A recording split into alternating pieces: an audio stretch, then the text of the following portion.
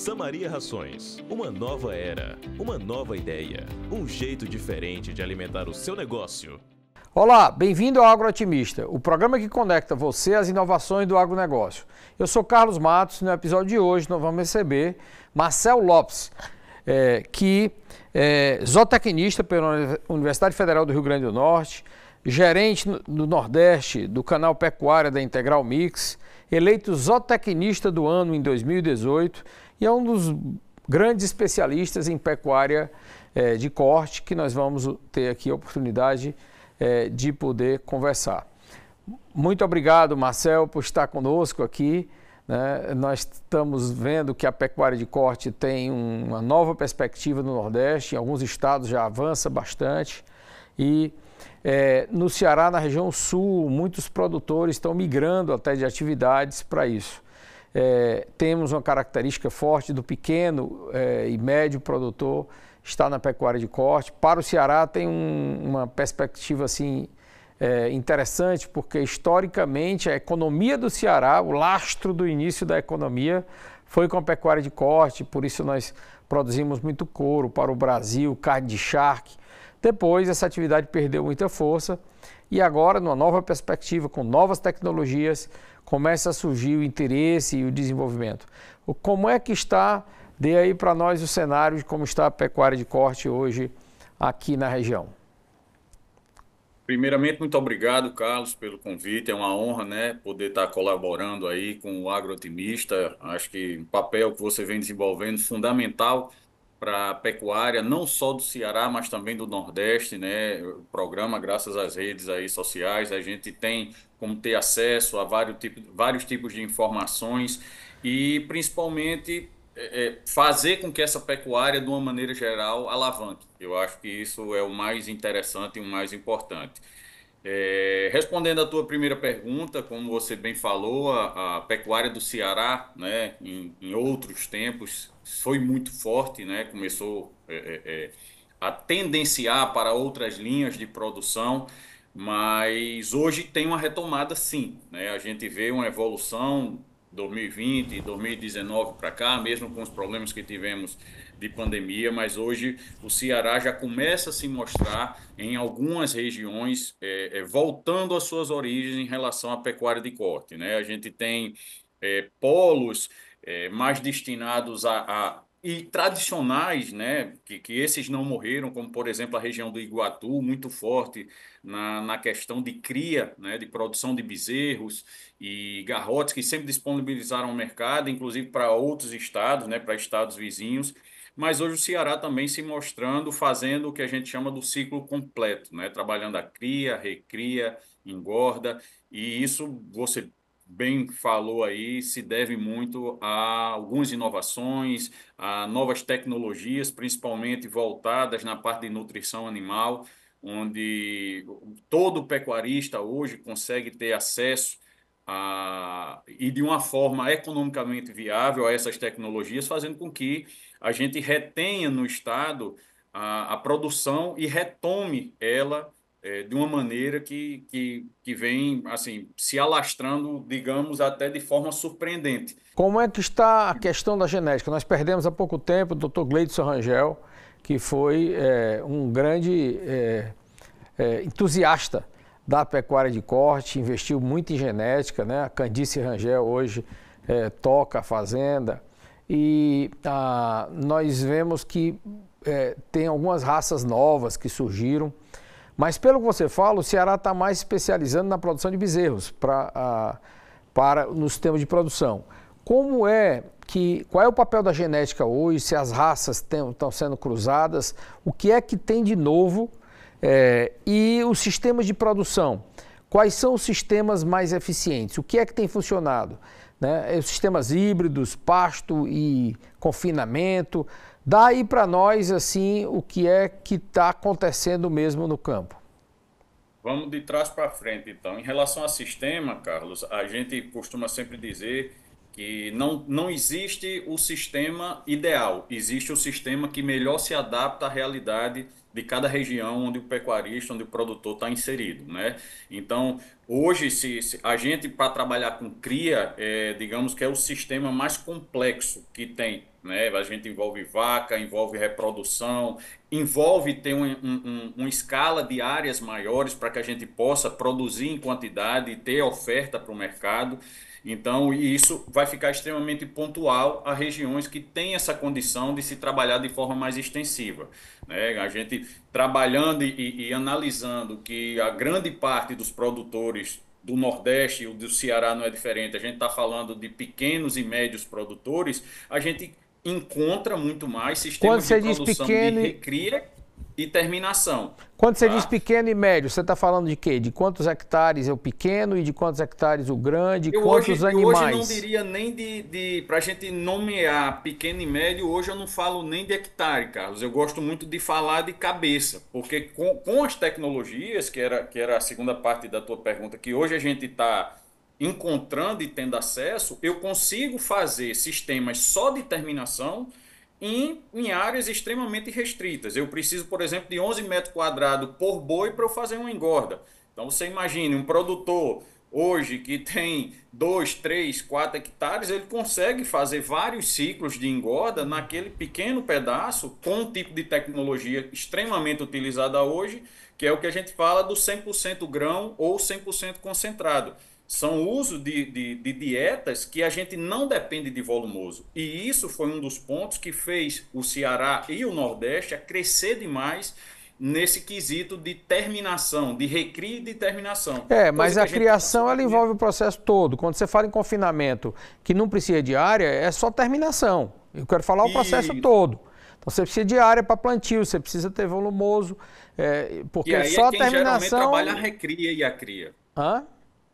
Que é geralmente esses criadores que têm essas quantidades maiores de áreas, eles vão para trabalhar o outro nicho do mercado, que é a parte de cria e recria. Mas né? é viável não só a parte de economicamente? terminação. Certo. Hoje no Ceará... E alguns deles fazem o ciclo completo, tá, Tá. Carlos? Esses que têm condição de áreas maiores, eles criam, recriam e engordam. Tá, então dentro do mercado hoje, é possível um produtor ele trabalhar cria e recria, e aí Sim. eu queria que você falasse um pouco de números, mas você está devolvendo ainda, devendo a resposta da genética. Eu vou parar aqui para você falar sobre a genética, sobre o Dr. Gleide, sobre esse trabalho, como é que o Zebu evoluiu com essas novas... Também virou essa chave, tá, Carlos? Isso é notório, né? A gente, você citou muito bem a dona Candice aí, que está tocando brilhantemente o projeto, como ela tem vários outros pecuaristas, né, que compraram essa ideia, que estão investindo mais em genética, e estão sendo os fornecedores para esses outros produtores. O Ceará também vem se destacando, é um celeiro, a gente pode dizer, de venda de tourinhos para reprodução, animais esses extremamente adaptados. E outra coisa extremamente importante da gente mensurar, o Ceará, se a gente pegar em número de cabeças aí, vamos ter aí 2 milhões de cabeças, quase 3, 2 milhões, 2,8 milhões de cabeças no Ceará. A gente tem, se você colocar em números de IBGE, muito forte a parte de leite, tá? Mas quando a gente imagina essas tecnologias linkadas à evolução genética, até a própria turma do leite, e aí é uma coisa que, quem sou eu, né, para, digamos assim, apontar alguma melhoria nesses números do IBGE, mas é uma coisa que a gente tem que ter cuidado nesses números, porque até a turma do leite está se utilizando dessa genética de gado de corte para fazer cruzamentos e trabalhar com o que a gente chama do animal, que se você perguntar ele é produtor de leite, mas ele está fazendo o acabamento e a engorda do bezerro, que não é mais aquele bezerro leiteiro, ele não disponibiliza mais para o mercado, ele coloca um touro de corte em cima, né? E aí vem a questão de várias raças que estão crescendo, e no Ceará uma delas que está se despontando com um grande número de criadores é o Sindi, né? Eu também sou jurado da BCZ, tive a oportunidade de julgar algumas vezes aí no Ceará, Fortaleza, Crato, né? Itapipoca, e a gente vê essa evolução da raça. Vamos dar um intervalo e em seguida retomamos.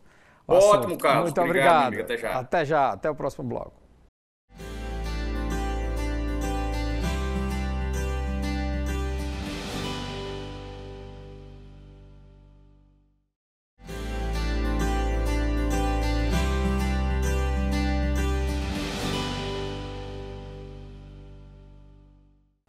Então, retomando o bloco, estamos conversando com Marcel Lopes, gerente Nordeste da Integral Mix, e zootecnista, especialista em pecuária de corte, que é o nosso assunto de hoje aqui.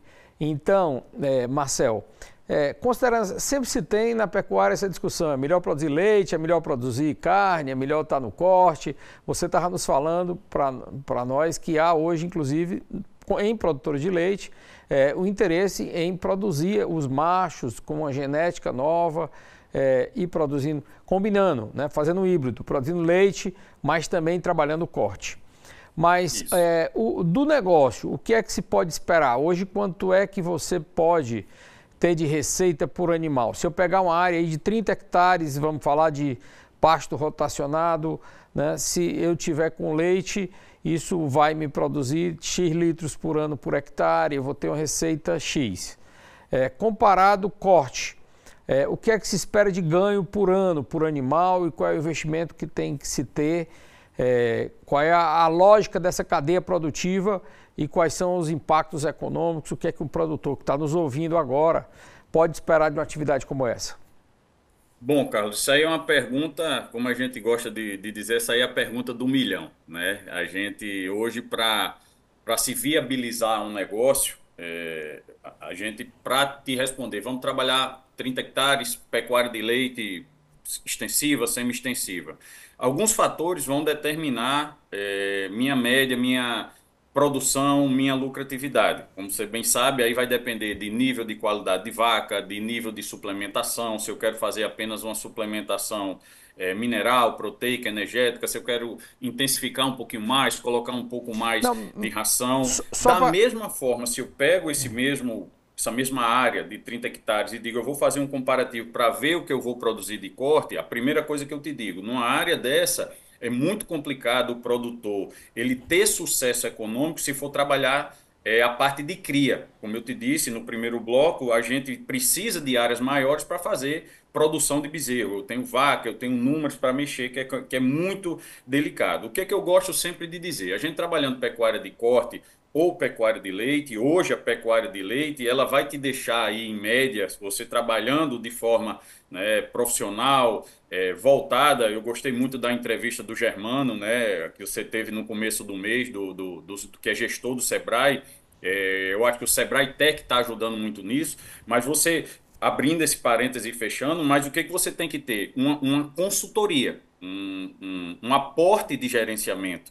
Hoje o leite ele vai te deixar uma lucratividade média aí de 10 a 12% se a gente visualizar uma produção eficiente, tá? Ah, Marcel, eu ouço casos falar que dá 20, dá 15, isso aí é o extremo, né? O que a gente pode considerar a exceção da regra, o que a gente fala no macro, 10, 12%. Marcel, e pecuária de corte, quanto é que ela pode me deixar de lucro? Aí a gente vai para as fatias. O leite eu produzo e vendo leite. A pecuária de corte eu posso trabalhar com a parte de cria, recria, com a parte só de recria, com ciclo Marcel, completo, com a parte de engorda. interromper. Então, cada setor desse Marcel, vai você tá me me deixar ouvindo? uma lucratividade diferente. Marcel, sem querer te interromper, eu queria que você me desse dois exemplos de dois produtores que estão hoje produzindo, o que é que está acontecendo com eles. Assim, dois exemplos concretos em que municípios isso está acontecendo e qual é o volume deles e que resultado eles estão obtendo.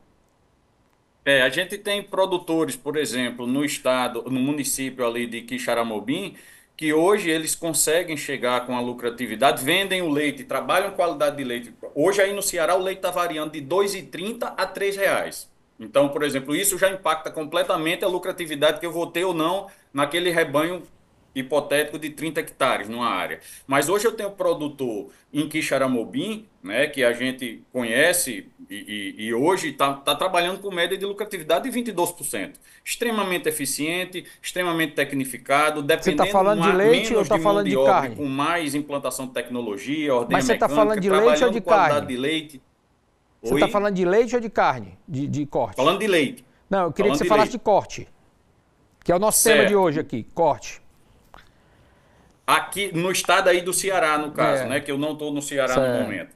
Mas no estado aqui do que a gente está falando do Ceará, se a gente for pegar, a gente tem produtores que estão trabalhando só terminação, que estão com a média de lucratividade de 15%, 16%. Eles trabalham só a parte de engorda. O que que isso define? O que que definiu isso, melhor dizendo, Carlos? Foi o custo da produção da arroba. E tem o outro que está... É como se a gente fizesse uma analogia, que está trabalhando com um sistema até mais extensivo, a pasto, só que está com a lucratividade menor. Por quê? Porque o custo para ele produzir uma arroba por mês está maior do que aquele que tem intensificado mais numa área menor. Marcelo, como é que isso pode acontecer? Velocidade e tempo de abate. Então eu tenho um cara mais tecnificado que investe um pouco mais, que tem um custo de arroba produzida final menor. Hoje o pecuarista, Carlos, ele ainda tem um grande problema, talvez isso a gente tem que fazer uma meia-culpa enquanto universidade, enquanto empresas que trabalham no setor, para abrir a mente deles. O que que acontece? Ele faz muito a conta da diária. Marcelo, então é errado eu calcular quanto eu estou gastando por dia com aquele boi? Não. Mas isso é apenas um índice zootécnico. O que eu tenho que fechar chama-se eficiência zootécnica. Aprendi muito cedo. Se eu gasto R$10 e tem R$1 de retorno, isso é lucro. Se eu gasto só R$1, mas eu estou tendo 0 de retorno, isso é prejuízo. Então não adianta eu pensar sempre em gastar menos. Então você está dizendo, Marcelo, que tem que gastar sempre mais. Okay. Não, eu estou dizendo que a gente tem que avaliar não só um custo de diária, mas o custo de arroba produzida. Tá bom. Foi muito rico todas as informações que você passou e eu quero lhe agradecer. Muito obrigado, Marcelo. Grande abraço. Eu que agradeço, Carlos. Até uma próxima. Até uma próxima. Um abraço. Tchau.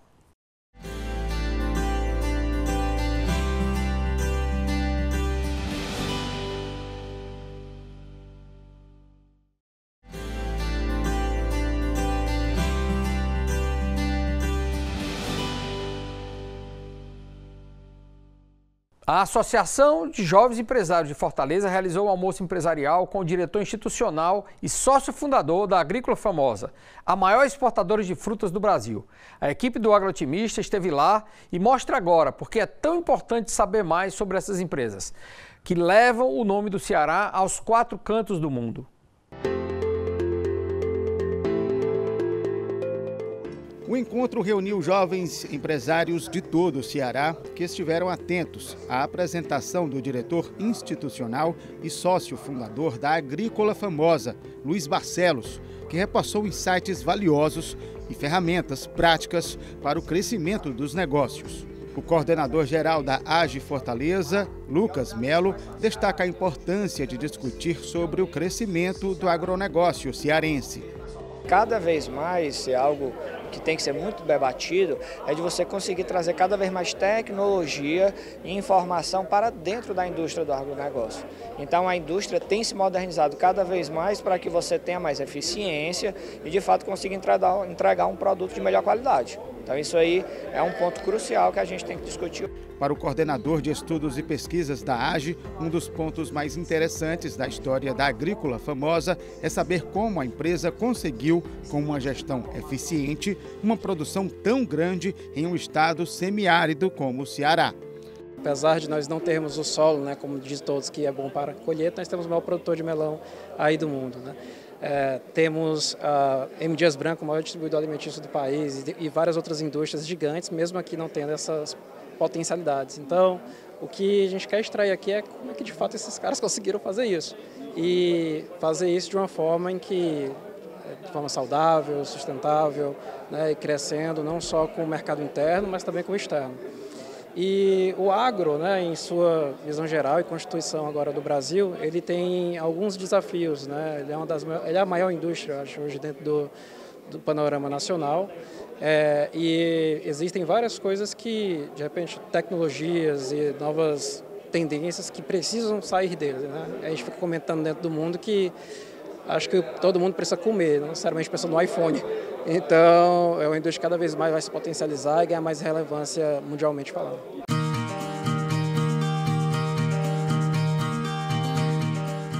Fundada em 1995, a Agrícola Famosa é atualmente a maior exportadora de frutas do Brasil. Localizada na divisa dos estados do Rio Grande do Norte e do Ceará, A empresa atualmente possui mais de 30 mil hectares de área cultivada e gera mais de 10 mil empregos por ano. O diretor institucional e sócio fundador da Agrícola Famosa, Luiz Barcelos, falou sobre os desafios que enfrentou ao longo dos últimos 30 anos até chegar ao patamar de maior produtor de melão e melancia do mundo. Foram grandes no começo, principalmente a questão de crédito, a questão da mão de obra mais especializada para isso, o próprio conhecimento do negócio quando a gente chegou aqui, né? Fazer um bom melão de qualidade, depois a questão da logística para você escoar essa mercadoria, a questão da energia para você poder irrigar, o grande desafio da água, né, que nós temos aqui, já que nós estamos no semiárido brasileiro, dos lugares mais secos também. Então você explorar o aquífero subterrâneo, que não é um aquífero que você tem a visibilidade dele, que você também não tem grande certeza sobre o seu tamanho, sobre as suas recargas. Então aprender a trabalhar com tudo isso foi os grandes desafios, né? E enfrentar o mercado externo, que não é fácil também, as suas exigências, as suas certificações. E tudo isso a gente conseguiu ao longo do tempo, passo a passo, com muita tranquilidade, com muito profissionalismo, a gente foi desenvolvendo e foi evoluindo até chegar à Famosa, que é hoje uma empresa que realmente é líder no setor, é a maior produtora de melão do mundo, é uma referência internacional nesse segmento. Então foi isso, a gente foi minimizando, a gente foi mitigando riscos ano a ano, aprendendo com os erros e evoluindo passo a passo. O crescimento da Agrícola Famosa se deu por diversos fatores, entre eles investimentos em novas tecnologias, pesquisas e respeito ao meio ambiente e o compromisso social. Para Luiz Barcelos, o grande diferencial da empresa é o de cuidar e valorizar o trabalho das pessoas. A gente entendeu essa necessidade de tratar as pessoas bem, os funcionários principalmente, que são eles que fazem a Agrícola Famosa, né, ser o que é, né? Na verdade são as pessoas que estão lá no dia a dia, com a mão na massa, produzindo ali com a gente. Então você realmente reunir essa força produtiva do trabalho do nordestino, né, do sertanejo, né, que quando tem oportunidade realmente veste a camisa da empresa, se dedica, produz um alimento de altíssima qualidade, muito saudável, muito sustentável. A gente fica muito feliz de saber que está contribuindo de alguma forma para melhorar a vida de tanta gente, milhares de pessoas que começou com a gente lá atrás e que hoje os filhos dessas pessoas estão estudando medicina, odontologia, economia, ou seja, nós estamos visualizando e sentindo, né, uma ascensão social muito grande dessas pessoas que começaram com a gente e no fundo é esse o legado que a gente quer deixar, né? Algo que seja positivo para as próximas gerações e eu acho que a Famosa tem, junto com os meus sócios, junto com os meus colaboradores, estamos conseguindo essa difícil missão aqui para o Estado. Para o empresário, a alta taxa de juros do Brasil ainda é um dos grandes gargalos do crescimento das empresas do país. Nenhum empresário hoje consegue remunerar o seu capital, o seu serviço, o seu trabalho a níveis que está hoje a Selic, né, que é o que o governo paga de juros, né? Então, para você pegar um dinheiro hoje, você vai ter que pagar 17%, 18%, 20% ao ano e nenhum negócio hoje com essa situação econômica do Brasil remunera isso. Então é um desafio, o governo precisa baixar os juros e para baixar os juros ele precisa conseguir algumas condições macroeconômicas como equilíbrio fiscal, né, precisa gastar um pouco menos, precisa alocar melhores os seus recursos. Então acho que o grande desafio hoje do empresário é você estar com essa taxa de juros que acaba incentivando os rentistas, aquela pessoa que prefere estar com o dinheiro lá rendendo do que efetivamente aplicar no mercado real e no negócio em si. Quero agradecer a sua participação, a sua audiência de estar aqui conosco no Agro Otimista e até o próximo programa.